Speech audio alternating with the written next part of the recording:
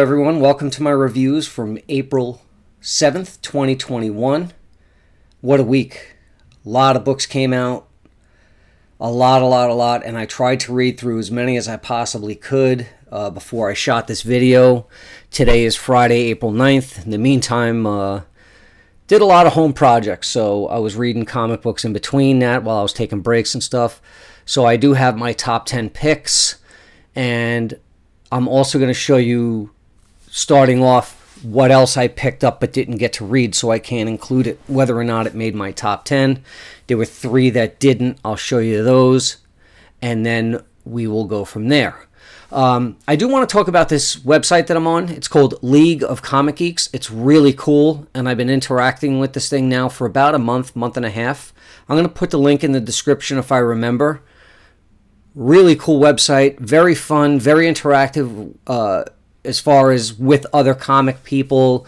You get to talk about series, you get to review, you get to do a whole bunch of different things. So it's a lot of fun.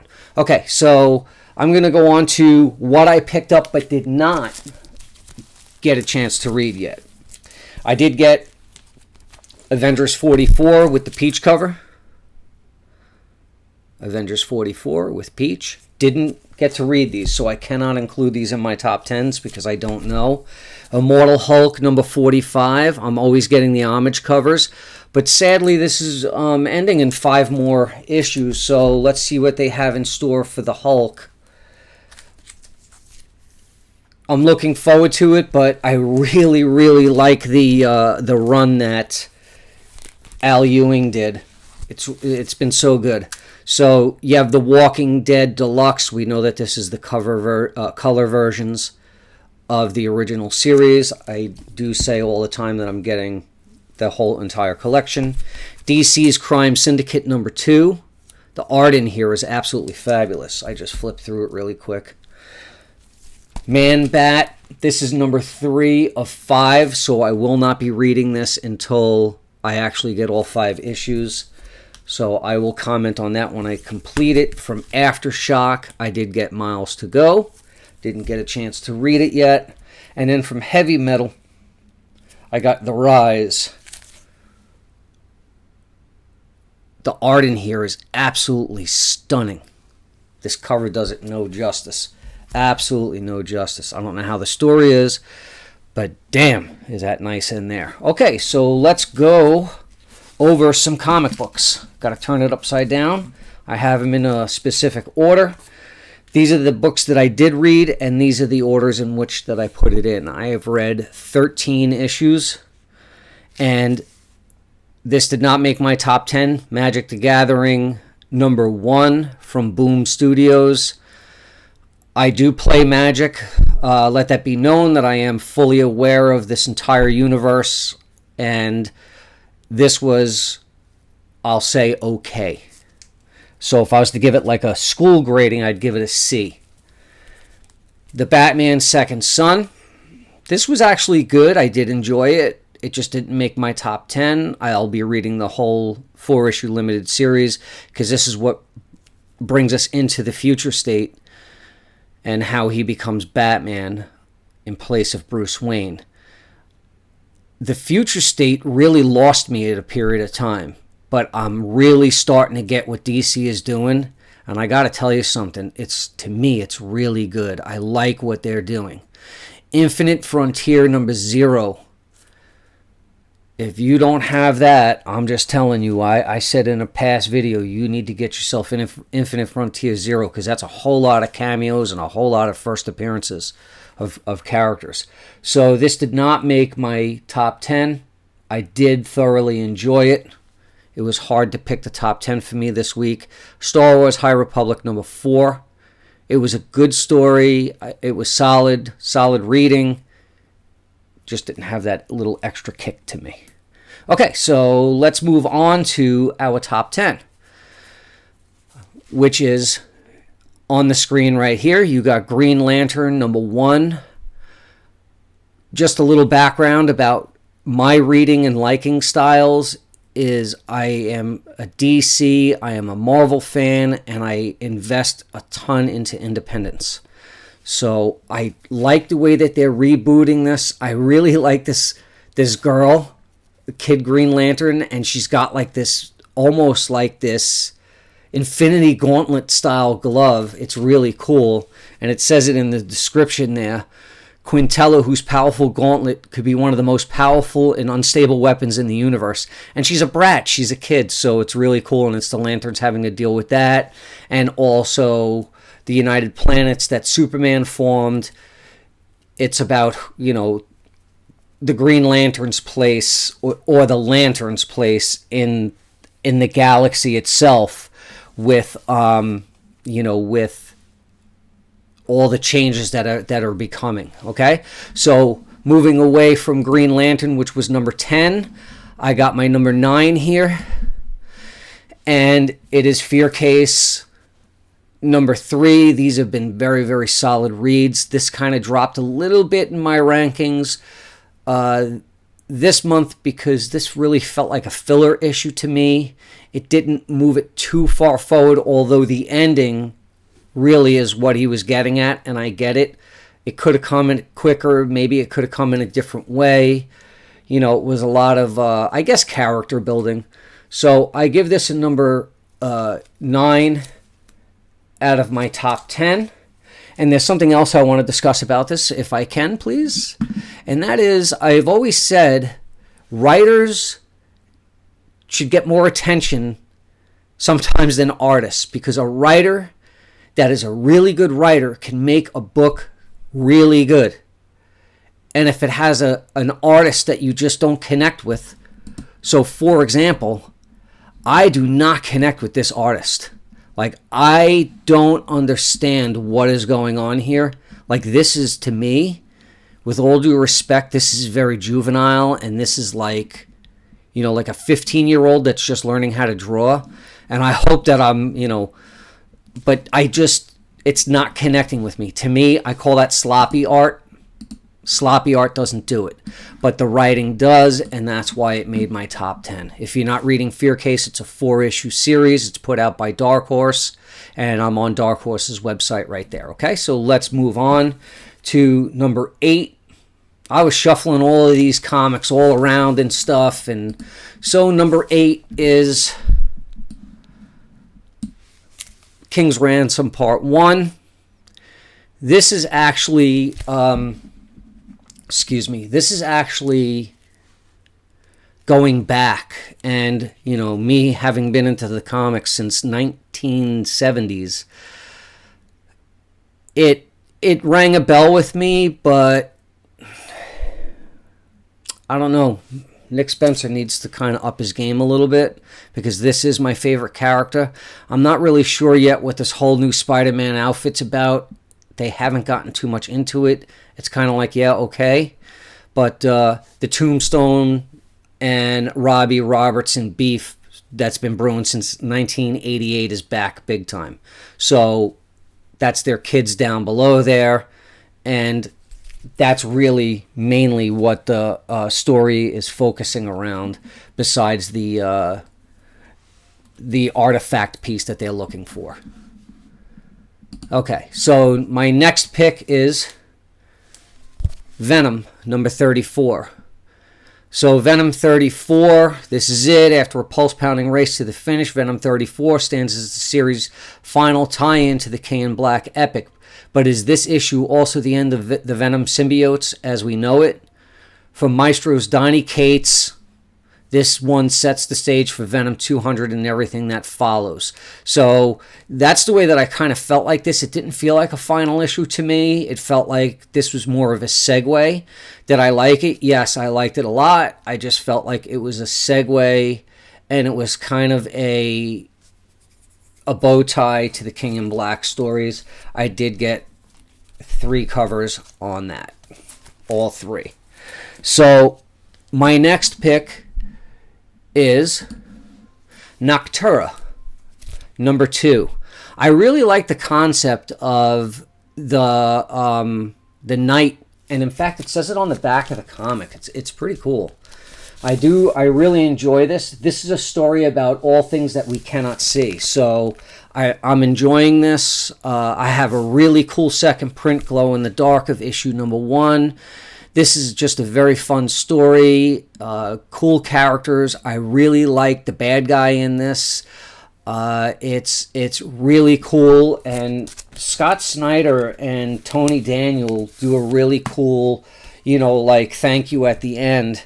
But the bad guy is just, he's just this shadow kind of guy, and Tony Daniel can draw anything he wants. There he is right here. There's your bad guy, and she really makes the lead character. Really makes a major decision in this issue, and it was a lot of fun. So without beating that horse too much, take a look at Nocterra if you haven't. It's really, really cool. This next one's probably going to surprise a lot of people and maybe even annoy some people, but I picked Planet of the Symbiotes number 3 as my next best issue as we edge towards the top 5. We are in the top 5. 1, 2, 3, 4, 5. This did make the top 5. Okay, so the first story deals with Cloak and Dagger, which is really awesome. And I was wondering about Cloak and Dagger because Cloak is darkness, Dagger is light. So how does that tie into the King in Black? It's a major tie-in.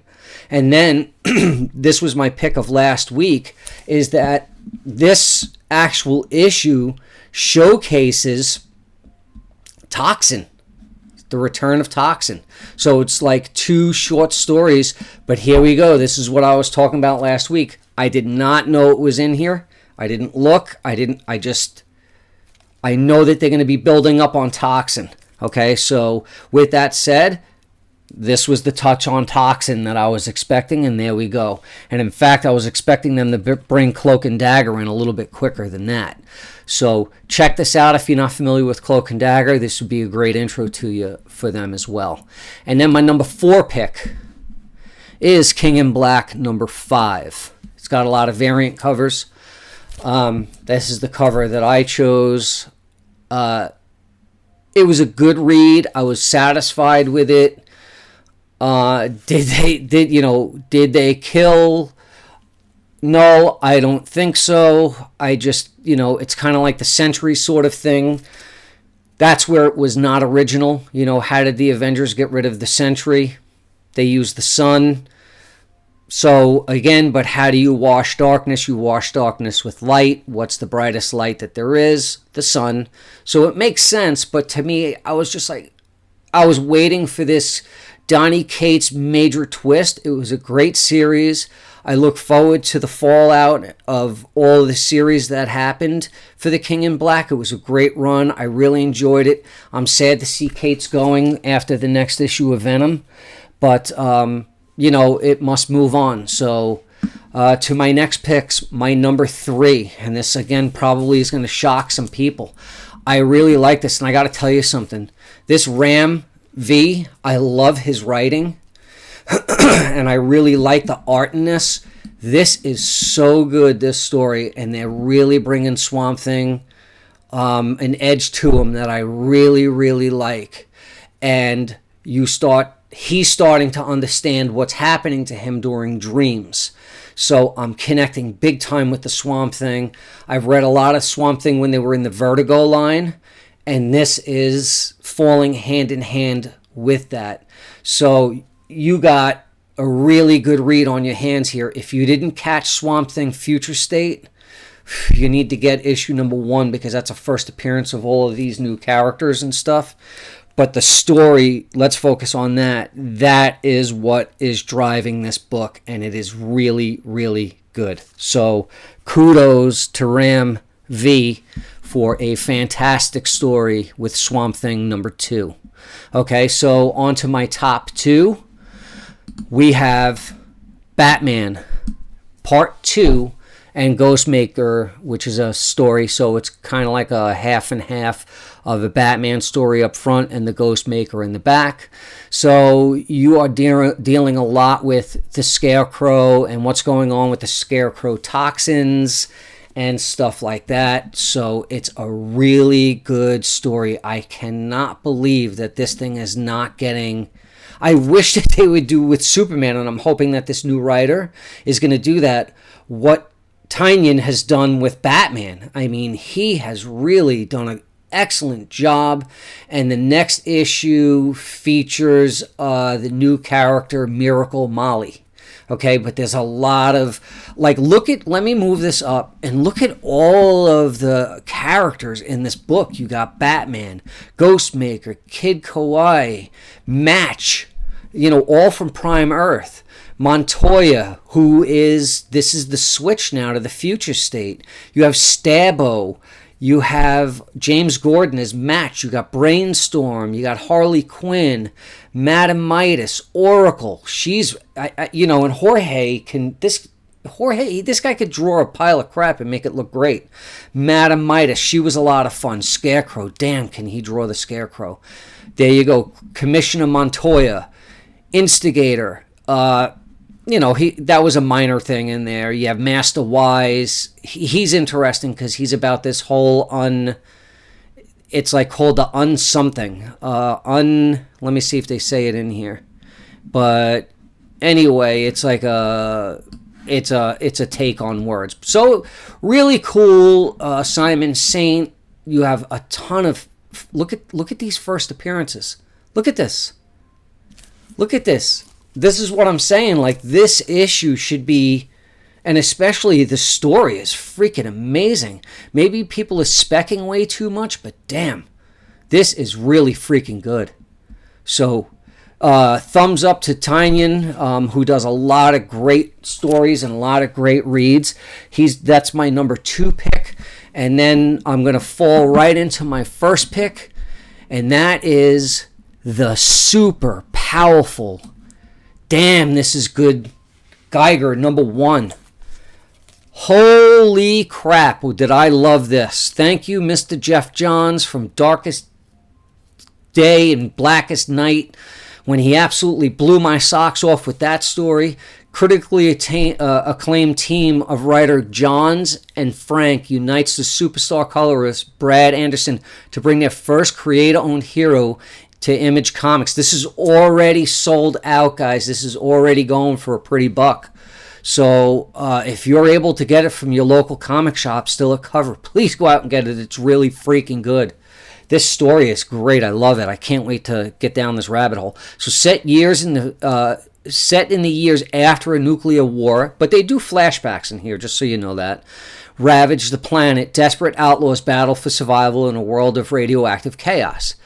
Out past the poisoned wasteland lives a man even the Nightcrawlers and Organ people fear. Some name him Joe Glow. Joe Glow. And others call him the Meltdown Man. But his name is Geiger. I have to tell you something. I was expecting something from this story, and I was going to kind of spec on it, and I didn't. And I'm sorry that I didn't. But I will tell you, all hail to Jeff Johns and Gary Frank for just absolutely killing it, guys. This is so much fun. There's so many good books that are coming out that it's like almost impossible to keep up. But Geiger, keep your eye on that. It's already gone to a second print, and I believe it's listed. Yep, here we go, down here, because it's sold out. And there it is with the Glow Joe on the cover, and it's really so much. This read has got so much potential to it. So I'm going to give a really a big push for this because I think that it deserves it. And congratulations to all those that made my Who Cares Top 10 list, meaning nobody really cares what I pick, but I hope that you guys enjoyed it, and maybe that you guys will eventually pick up on some of the things that I'm talking about, because I do picks ahead of time, and I do picks a lot of times ahead of apps, and that's why I said I'm sorry I missed this thing, because I try not to pay attention to apps and what the market is doing and all that other stuff. I go into my local comic shop, I do my pre-orders, I look at books that are on the shelf, I pick them up, and I do it that way. So will I be getting Geiger second print? probably just for my collection, because you guys can see I have piles and it doesn't look like I ever do anything, but I promise you I'm putting a lot of stuff away. So until my Sunday video where I do my picks, and I'll also do picks for maybe like something in the past or what's coming out. So I always do my own picks, and I do it in the sense of not using an app to influence me, because they really move the market and shake it. So I try not to fall in line with that. I fall in line with the way that I did it when I was a kid up until now. And please share, like the video if you'd be so obliged, and check out my links in the description. I have a comic book coming out. I actually have many coming out through my company, and it will be listed in the previews and at your local comic shop. I also have a great incentive cover done by Peach Momoko, and I have some artists that I nabbed up from Aftershock and stuff like that, so I'm really looking forward to that and showing you guys some really cool things that I have coming along. And I don't want to reveal too much because they won't create the buzz when it's ready. So with that said, check out the links in the description. Thank you for watching. Have a great day, and I'll see you on Sunday.